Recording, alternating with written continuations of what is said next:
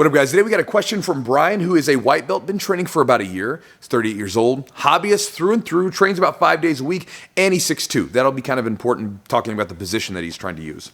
So he says that in his gym right now, he's, rolling and doing all that stuff, and, he's not great, but he's decent. He's getting better. And he says that in particular, he has some success with using the full guard position. He says that when he's rolling with people, he's able to hit some submissions from there, and he's having success. And when he's rolling against someone that's really fast, he's able to lock them down and pull them into his full guard and slow the game down, which he likes. Now, here's the rub and why he sent me the message. He says that for whatever reason, his coaches seem to be negative about him using the full guard position. They keep steering him away from it, trying to get him to use something else. Just get out of this position. Use something else. This full guard is a waste of time. But his question is it a waste of time to work on being offensive from the full guard position? And why does there seem to be so much fear around the position? So those are the questions. So Brian, thanks for the question, bro. And so check this out. What you're experiencing right now with full guard, which surprises me, is something that happened to me back in like white belt, blue belt, and purple belt phase of my training with different positions.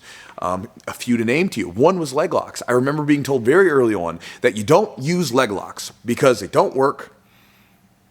They're not technical. You give up position to get them, and they're just very dangerous because you can't apply them with any measure of control. We saw how that worked out, right? The guillotine choke was another one. I was told not to use the guillotine choke because it's a very low percentage submission, and it only works against dumb MMA fighters who don't know jiu-jitsu. Again, we saw how that worked out, right? The other one last one to share with you, I have more, but we'll share this last one, was that I was at a traditional Gracie-style gym, Gracie gym, very traditionalist gym, and I was there, and I remember it was when I was starting to tinker with half guard. And I remember rolling with a higher belt, and after the roll was done, he told me not to use half guard anymore because he said that half guard, there's no such thing. There's no such thing as half guard. It's half pass. You're getting your guard passed. Don't waste your time using that position. Again, we see how that worked out, right? So I don't know what this is, but with jiu-jitsu practitioners, like whenever we're trying to get someone into our sport, our martial art, what do we say to them, right? We say it in different ways, but whether it's our coworker, our friend, our girlfriend, boyfriend, maybe a person from a different martial arts style, what do we tell them? We say, hey, be open-minded, try this out, experience it for yourself, right? No matter how we word it, it comes down to being open-minded. But then this strange thing happens with a lot of coaches where at some point, their mindset around jiu-jitsu gets very rigid and congealed, and they get stuck. And then it's like, this is the way that we do things, and this is the way that you should do things. And, they sort of push that onto people, right? Just like people were very dogmatic about several positions that I just explained to you just a second ago. And it sounds like your coaches are doing the same with this full guard position. They're kind of being dogmatic about not using it, right? But the thing is, this is the way that I see it as a coach. I'm not telling you to not listen to your coaches. Of course, listen to your coaches. But at the same time, you have to experience your own game. The way that we find our games in jiu-jitsu is not from like sitting back and like thinking about it like from afar. It's about getting in there and getting our hands dirty, experiencing the mats, rolling through the positions, everything else. And what happens is, just like you're experiencing right now, you found something that works for you. You're a taller guy, right? 6'2", probably got good length on you. So it's naturally going to be a good position for your body type. So you're like, let's go down this rabbit hole. And you should. But at the same time, there are people in jiu-jitsu who mistakenly think that like the full guard is a waste of time in modern jiu-jitsu.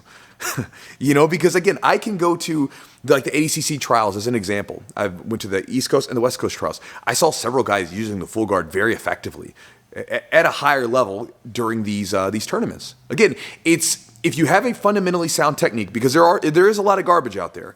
I can scroll through Instagram for about 5 seconds and find a bunch of techniques that aren't worth it. But anyway, if you have a fundamentally sound technique, it's not about the technique itself, it's about how you use it. And again, you'll see this over and over again where people in jiu-jitsu all have all sorts of different styles and they all work for that person, right? Because again, what happens in jiu-jitsu is your coach is a guide. They're guiding you through this, however many coaches you have, but eventually you have to go on your own path. It's like coming up to a big forest, if you've ever been hiking, and you have these different paths into the forest. These paths have been blazed by someone else, and there's a nice little walking path for you to follow.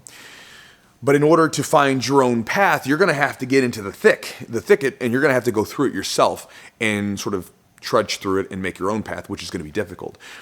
But again, and this starts at like white belt. When you're starting it in the beginning, you're already tweaking things, whether you know it or not, for your body type, for your style, and everything else. And so, again, I think I'm making myself clear. It's not a waste of time. If it's working for you, bro, keep going down the rabbit hole. See it through. You don't need to worry about it so much until it stops working, right? That's when you need to go, coach, why isn't this working for me? But if it's working for you, if you're experiencing success with it, keep doing it, keep going. See what happens from that. Again, this is how you find your style. This is how you find your jiu-jitsu. And this is also, again, how you go through your own path in this stuff. And this is what we've all done, right? Because every high-level jiu-jitsu practitioner at some point had to change the things that they were given to them from their coach. That's what we all do. And so again, it's not a waste of time. It's a perfectly viable position even now. And in fact, I wouldn't be surprised in the coming years if it becomes like a stronger position, because like fewer people use it now effectively. And so anytime you have less people using something, it becomes almost like forgotten knowledge, and then it comes back around. Like this, you guys, if you're new to jiu-jitsu, you may have not experienced this, but I've seen this over and over again where like positions will like have these cycles where all of a sudden you'll see this position or this style or whatever will become really popular, very effective. It's a trend. And then all of a sudden it changes. And then all of a sudden, maybe 5-10 years later, it comes back again. It happens over and over again. It changes a little bit, but it comes back. And so I wouldn't even be surprised to see some really killer full guard players coming out of the woodwork using a position that everybody kind of sort of writes off as too basic to be effective. But again, it comes down to you using the technique, not the technique itself. And so, brother, Brian, use the position. Again, listen to your coaches, but still use the position if it's working for you. And I'll talk to you guys next time.